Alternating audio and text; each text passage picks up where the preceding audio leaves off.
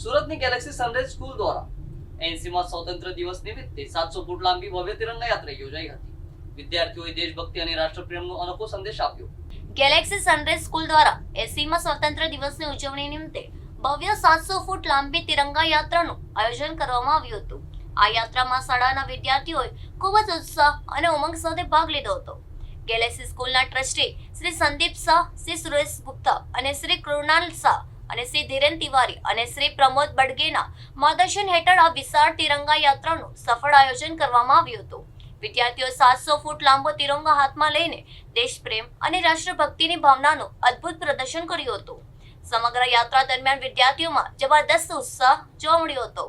આટલી વિશાળ તિરંગા યાત્રાનું આયોજન પોતાના જ એક અવિસ્મરણીય અને ગૌરવપૂર્ણ સિદ્ધિ બની રહ્યું છે.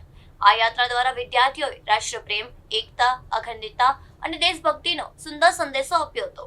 ગેલેક્સી સનરાઈઝ સ્કૂલના શિક્ષકો અને સ્ટાફે પણ વિદ્યાર્થીઓનો ઉત્સાહ વધારી યાત્રામાં સક્રિય સહભાગિતા નોંધાવી હતી.